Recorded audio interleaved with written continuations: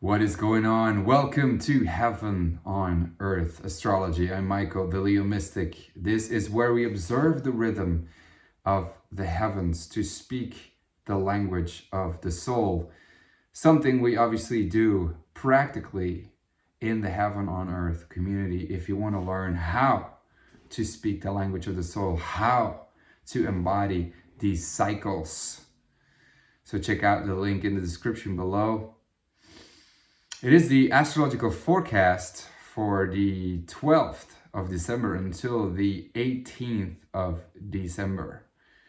And man, I was doing the forecast. I was watching, observing, writing as I always do, and analyzing what's coming next. And at first sight, it looked like nothing was happening, much. Not different as usual, right? Because we've been having quite the energy with the Scorpio eclipses and Taurus eclipse and the full moon on Mars, which was pretty life-changing. And I called it a new paradigm, the idea that came forth. And then I stumbled upon Thursday. And Thursday is when we're going to be having an epic day, something that is going to alter your life.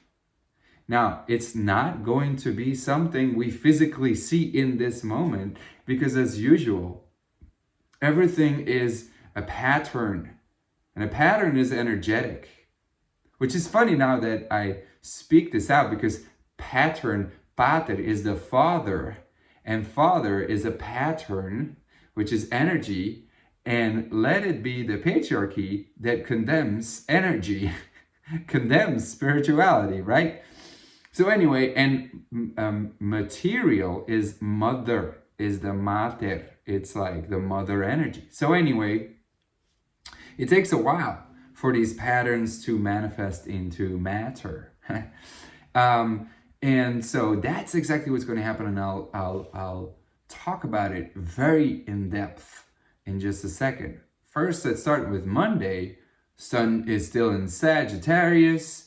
We still have that optimistic energy in the background. And I would keep repeating, experiment, right? Try it out and increase the intuition. That's the goal here with Jupiter in Pisces. And obviously experimenting with the last 12 years because Jupiter's coming to its end of its cycle, of a 12-year cycle. It's after 12 years that we change our beliefs, that we look at our lives from a whole different perspective, right? Just look back in your life, like 12 years, 24 years, you have your Jupiter return. It depends on where your Jupiter is, obviously, in the house and in the sign.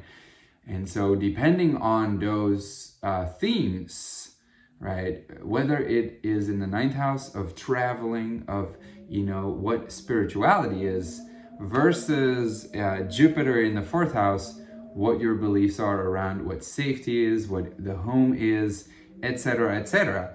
That's different for every one of us, but there is a whole shift of our beliefs and how we look at ourselves, at lives, and leading to who are we going to relate with, what are we going to invest in now with Uranus and Taurus, how are we going to be using food, right? And Saturn and Aquarius, how we look at groups of people, how we see community. Those are the underlying forces with Pluto and Capricorn, the change of the patriarchy, the change of structures and systems where nothing is safe, where nothing is fixed, but where we are dealing with the power abuse. And so anyway, so that's what's going on. All right, and that's why I would say allow the last 12 years to merge with a new cycle, a new belief, which we have seen past year. When Jupiter came into Aries, I don't remember when that was, but I can imagine it must have been somewhere around February, March. I'll put it in the description here when exactly that happened. But then is when a new paradigm with a new that start of like what we thought is possible, what we're going to be experimenting with, something new wasn't revealed to us. So anyway, the moon is going to be in Leo until Tuesday, and that obviously makes a beautiful aspect over to the sun in Sagittarius, and gives us that optimism. And there's this kind of leadership with Mercury in Capricorn, Venus in Capricorn. We have a certain kind of duty and integrity, and we feel pride. And we're just like, we're the leader that wants to project ourselves into the future. And it's a very powerful energy where there's fun involved, where there's expression involved. I mean, enjoy the fire over there. And at the same time, the practical integration of Mercury and Venus in Capricorn. And then then Moon comes into Virgo on Wednesday, and then on Thursday, when she still is in Virgo, something magical happens. We have a kite, which is in and of itself, not very common in astrology. And then we have at the same time a finger of God, and that is not as common either. But to have these two at the same time is already rare. But then they being integrated into the same two aspects is really extremely rare. And I would argue this is probably something that, is passing by once in our lifetime.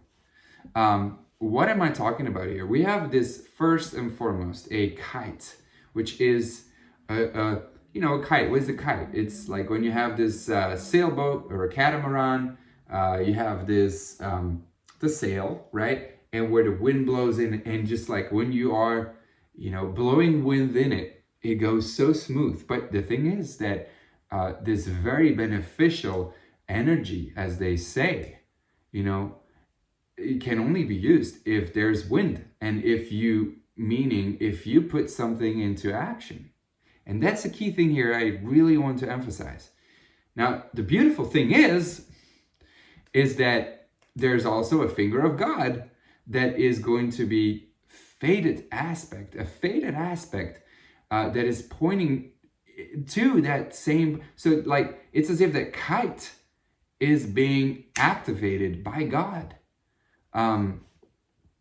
And so this kite, this beneficial energy, is happening obviously in a earth energy, which means I see this as like, when there's spring and the flowers are blossoming and everything is growing and everything is so beautiful around you, and you are seeing how the flowers, the buds are just opening up, and it's just, this orange asahar flower that just melts the fragrance, and it's just like everything is so beautiful, and it's growing, and it's sunny, and it's warm again, and everything just looks so beautiful. That's kind of that energy.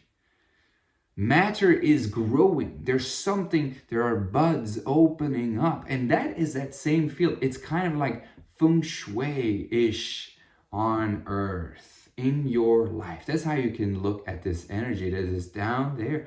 But feng shui, right, needs to be applied so that it can flow. Again, we have to take action in here. But at the same time, right, the point of the kite that holds this, kites together, and that is, I would say, the wind, also because it's the point of the finger of God, is the South Node in Scorpio. What is the South Node in Scorpio? It's the purging of the darkness.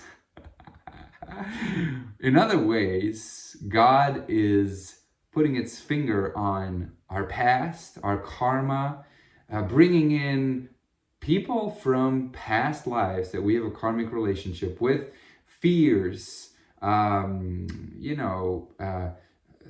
things of shared resources, money of other people, mental, emotional challenges where we have to face, and this is really, I think, what it's about, facing the limits of ourselves, where we, notice that there are forces beyond our control again, right?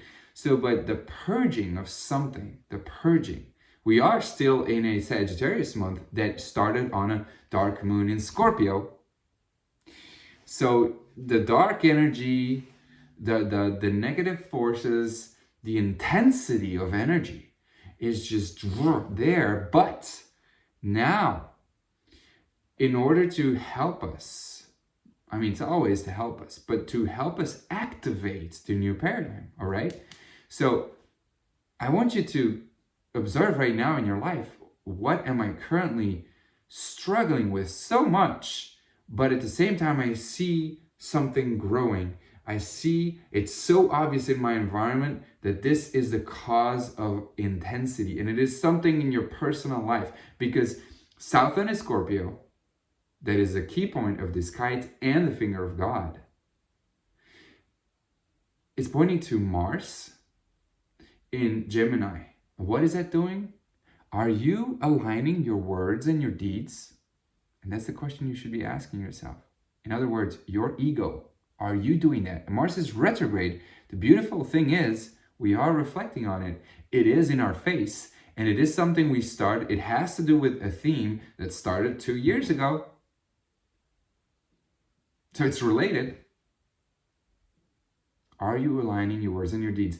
And the point of this finger of God also is Chiron in Aries, which points back to Mars in Gemini. And Chiron in Aries is our wound, the wound of the masculine, of the force, the difficulty to initiate, the pain that we have to experience on our self-image, the pain of the inability to act, an awkwardness we feel, and where we are not aligning our words and our deeds, where maybe we are not expressing something. And that's what needs to be purged. It's around that theme of purging the wound of masculine, of not taking action and not aligning your words and your deeds. And it is something that is related to what started 2 years ago, that is coming up now again. And so when we allow that to happen, when we allow that to purge, when we allow that to, come up, and we take an action to let the sails, right, or to let the boat, to let the wind be blown into the sail, then Mercury and Venus in Capricorn, the moon in Virgo, right? The release point of this kite. And also, where the north node, it's pushing us into then it's the access to the north node and Uranus, the future, a new paradigm installed, embodied, living. It's as if it is going to, I can't explain it better than our nervous system being upgraded, and it's as if a new program or a new software even is installed into our physical body, with which that point of the full moon on Mars in Gemini, the new paradigm, the ideas that came forth, the communication we had, the intense discussions that have to do with all of this, now lead you to this new version of yourself, this new ego, this new paradigm. Fuck, it's powerful. But that's why I'm here, to tell you that which you're resisting now, right now, if you take action on it and you allow to practically do something with it, you're going to be able to really, Mercury, Venus, Capricorn, to build a new integrity, moon in Virgo, plan and do something with it and bring it as a service into this world. I mean, especially with the North Node in Taurus, new value, new belief, not belief, but new value, Uranus, new earth, pointing the dispositor is Venus in Capricorn of a new integrity of ourselves. But it's squaring Chiron in Aries. So, you know, it's going to feel so painful. We have to go through this pain to experience that. And it's also that part of ourselves that is a masculine, that is not taking action, and that feels that awkwardness is being criticized by Mercury and Venus. And then the moon in Virgo is squaring Mars. There's so much anger. There's again going to be, you know, an internal struggle. And we're going to feel that, man. It's going to be intense.